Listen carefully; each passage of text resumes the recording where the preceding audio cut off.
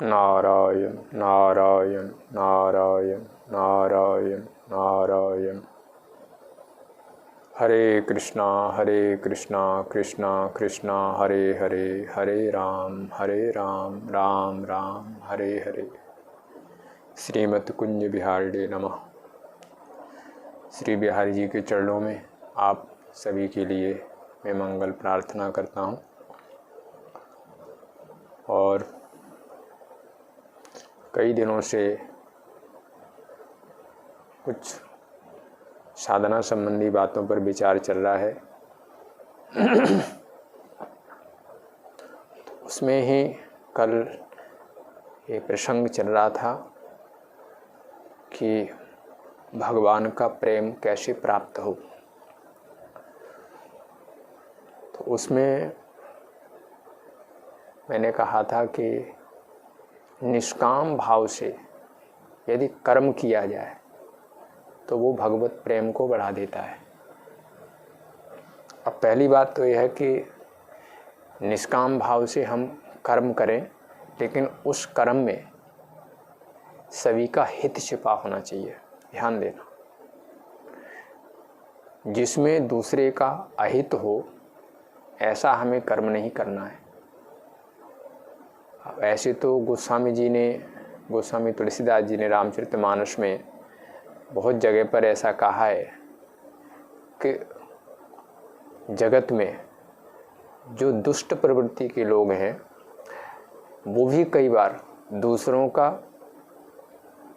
अनिष्ट करते हैं, बुरा करते हैं। उनको यद्यपि उसके बदले में कुछ मिलता नहीं है, वो कहते हैं हम तो निष्काम भाव से करते हैं। और उन्होंने उदाहरण दिया है कि मूषक और उरग,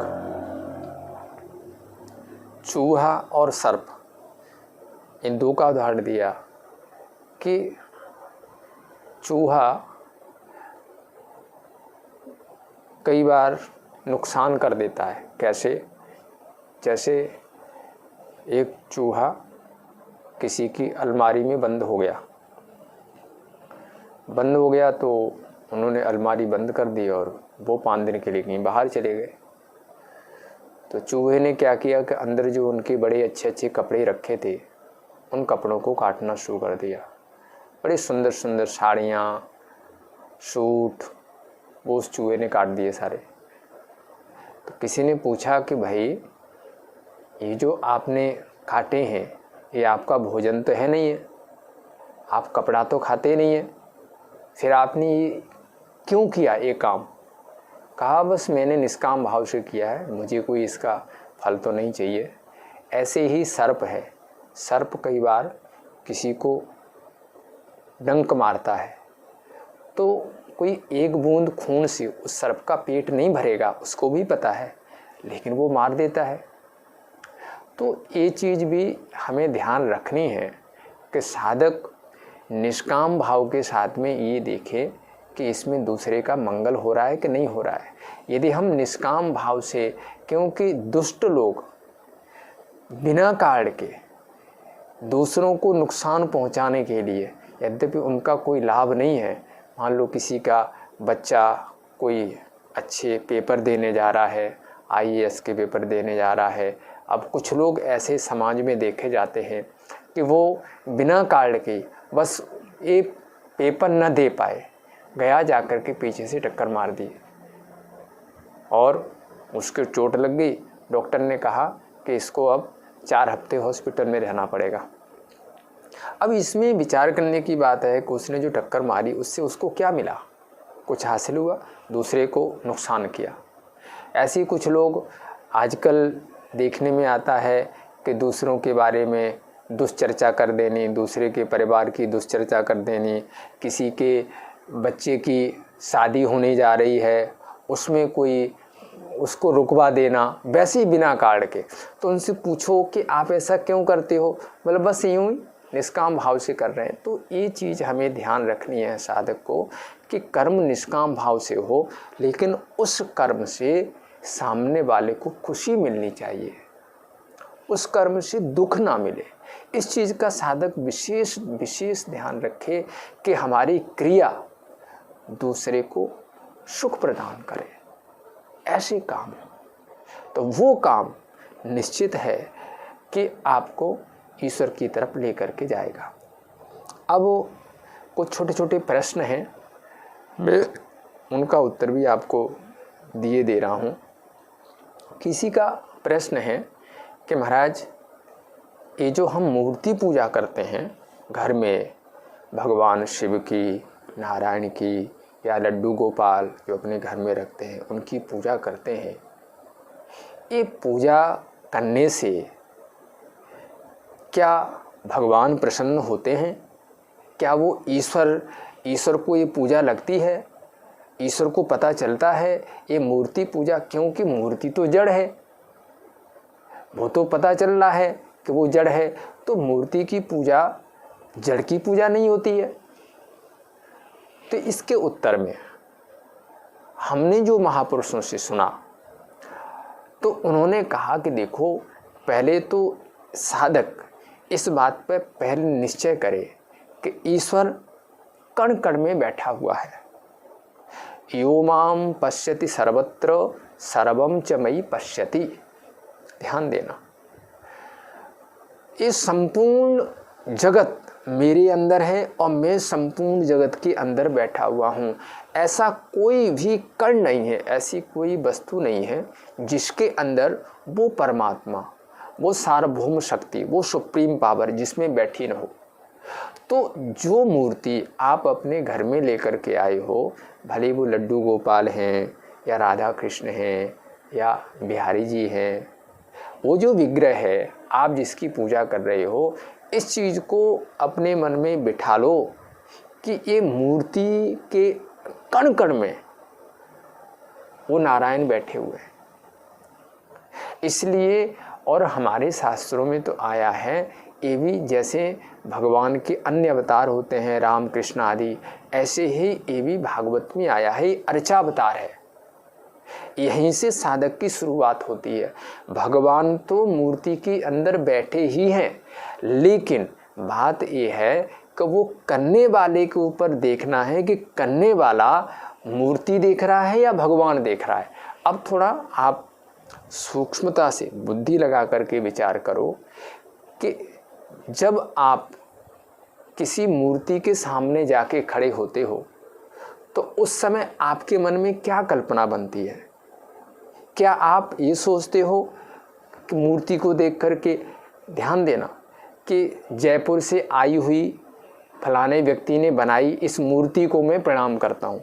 आप ये सोच के उसको प्रणाम करते हो या ये सोच के प्रणाम करते हो कि हे नारायण, हे गोविंद, हे भगवान, मैं आपको प्रणाम करता हूँ? ध्यान दो, जब आप विचार करोगे तो आपको अपने प्रश्न का उत्तर खुद ही मिल जाएगा। आप ये नहीं कहते कि फलानी पत्थर से बनी हुई हे मूर्ति देवी मैं आपको प्रणाम करता हूँ, नहीं, बल्कि आप ये कहते हो हे शंख चक्र धारण करने वाले नारायण मैं आपको प्रणाम करता हूँ। तो मूर्ति तो प्रतीक है, वस्तुतः आपका प्रणाम तो नारायण को हो रहा है। इसलिए वो जो मूर्ति पूजा है वो मूर्ति दिख रही है, लेकिन मूर्ति के माध्यम से आप उस परमात्मा की ही पूजा कर रहे हो, इसलिए बड़ी श्रद्धा भाव से करिए। और हमारे तो शास्त्रों में बाकायदा प्रमाण है कि पत्रम पुष्पम फलम तो यो में भक्त्या प्रयच्छति, यो में भक्त्या प्रयच्छति। यदि कोई मुझे मेरे सामने पत्र यानी पत्ता, पुष्प, जल या कुछ भी ला कर के रखता है तो तदहम भक्तिपरतम अस्नामी, मैं उसे खाता हूँ। गोविंद ने अपने मुख से कहा। तो मूर्ति पूजा जड़ की पूजा नहीं है, मूर्ति पूजा उस चैतन्य की पूजा है। अब जैसे देखो, कोई व्यक्ति अपने माता पिता को रोज प्रणाम करता है, ध्यान देना, तो क्या वो माता पिता के शरीर को प्रणाम करता है या उसके अंदर वो जो माता पिता के रूप में बैठा हुआ एक दिव्य शक्ति है उसे प्रणाम करता है? विचार करो। वो यदि वो शरीर को प्रणाम करता होता, हम ये मानते हैं कि शरीर को प्रणाम करता है वो, तो जिस समय माता पिता की मृत्यु हो जाती है तो उस शरीर को जलाता क्यों? शरीर निमित्त था, वो जो मूर्ति थी वो निमित्त थी, उसके अंदर वो कोई दिव्य आत्मा बैठी हुई थी, वो उसको प्रणाम करता है। इसी प्रकार से हम जो मंदिर में जब हम बिहारी जी के दर्शन करने जाते हैं तो आगे से साधक ध्यान रखे इस चीज़ का कि उनको वो विग्रह को न देखे, वो ये न देखे क्या चीज़ है किस, बस ये देखे ठाकुर जी हमारे सामने। और जब आप कहते हो कि हे राधा हे गोविंद मैं आपको प्रणाम करता हूँ, तो वो राधा गोविंद को प्रणाम है। भावग्राही जनार्दन, और जरा उदाहरण से समझ लो। किसी माँ का बच्चा अपनी माँ को माँ कह के पुकारता है, ध्यान देना, वो अपनी माँ को माँ कहता है। कुछ घरों में ऐसा भी देखा गया कि माँ को माँ नहीं कहते, वो मान लो कोई अपना बच्चा है, उसने छोटे से सुना कि दूसरे लोग भाभी कहते थे। एक हमारे भी संपर्क में ऐसा परिवार था, तो वो अपनी माँ को भाभी कह करके पुकारता था।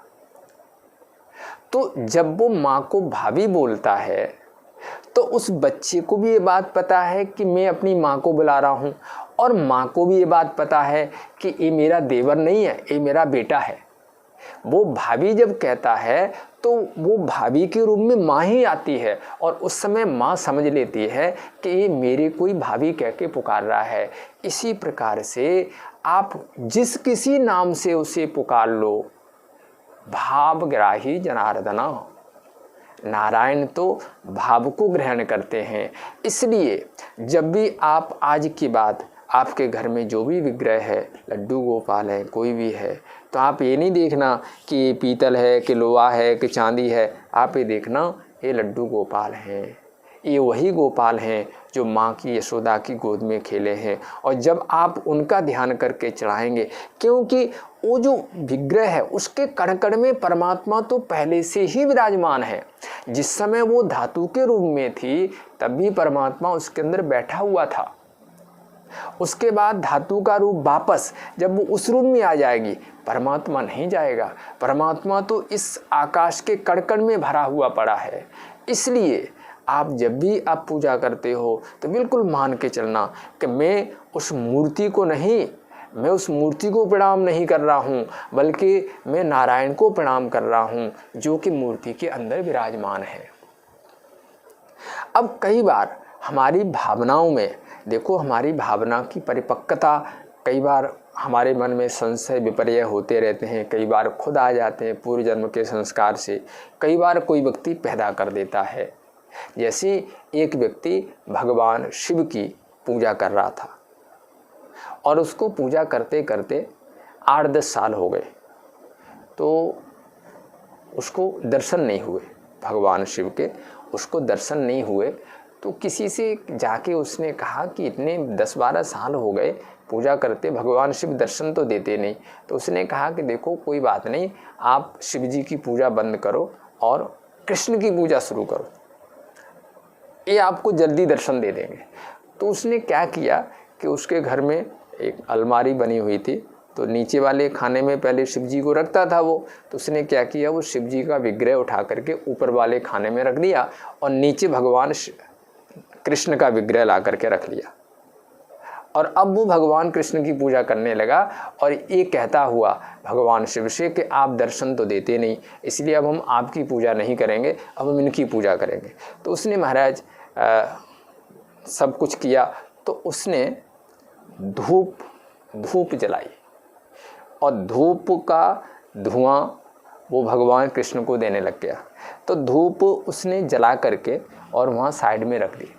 अब हुआ क्या कि देखो धुआं स्वाभाविक के ऊपर को जाएगा, तो देखिए वो देख रहा था कि वो जो धुआं है वो ऊपर की तरफ जा रहा है और ऊपर बैठे हुए थे भगवान शिव। तो वो बार बार देखता है कि धुआं कृष्ण की तरफ तो आ नहीं रहा, ये शिव जी की तरफ जा रहा है, तो इनको मैं धुआं क्यों दूँ, इनको मैं इसकी गंध नहीं दूंगा, इसकी सुगंध इनको नहीं मिलनी चाहिए। तो वो उठा और कहीं से रुई ले आया और रुई ला करके भगवान शिव की नाक में लगाने लग गया कि नहीं नहीं तुमने दर्शन नहीं दिए ना, तुमको तो मैं बिल्कुल इसकी सुगंध नहीं लेने दूंगा। तो महाराज जैसी नाक में लगाई तो भगवान शिव प्रकट हो गए। और जब भगवान शिव प्रकट हो गए तो कहा ये क्या बात बनी, एक कौन सी विधि है, क्या नाक में रुई लगाने से प्रकट होता है परमात्मा? नहीं नहीं, ये नहीं। आज उसके मन में सचमुच में आ गया कहाँ ये सुगंध लेते हैं। वो इस बात को भूल ही गया कि विग्रह है ये, उसके मन में सचमुच आ गया कि नहीं ये सुगंध लेते हैं, मैं इनको सुगंध लेने नहीं दूंगा।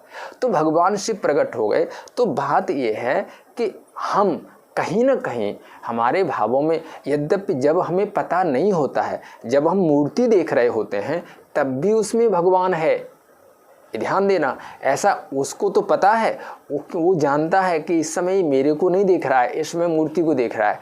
लेकिन जब आप मूर्ति में भगवान को देखने लग जाएंगे तो आपको उसके दर्शन भी होंगे और आपकी बौद्धिक क्षमता भी बढ़ेगी और धीरे धीरे उसकी उपासना से आपकी शुरुआत होगी।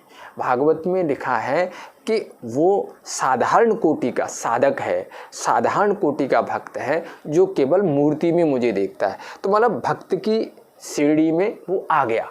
अब यहाँ से धीरे धीरे वो आगे बढ़ेगा और एक दिन वो पूजा करते करते जैसे उसका चित्त शुद्ध हो जाएगा तो वो उसको कण कण में परमात्मा नजर आने लग जाएगा। इसलिए जो लोग मूर्ति की पूजा करते हैं वो कभी ऐसा न माने कि मैं जड़ की पूजा कर रहा हूँ, वो यही माने कि मैं मूर्ति को मूर्ति कह के प्रणाम नहीं करता हूँ, मैं मूर्ति को गोविंद कह के प्रणाम करता हूँ, महादेव कह के प्रणाम करता हूँ। तो प्रणाम महादेव को ही लगेगा, मूर्ति को नहीं लगेगा। आज इतना। जय जय श्री राधे श्री राधे श्री राधे।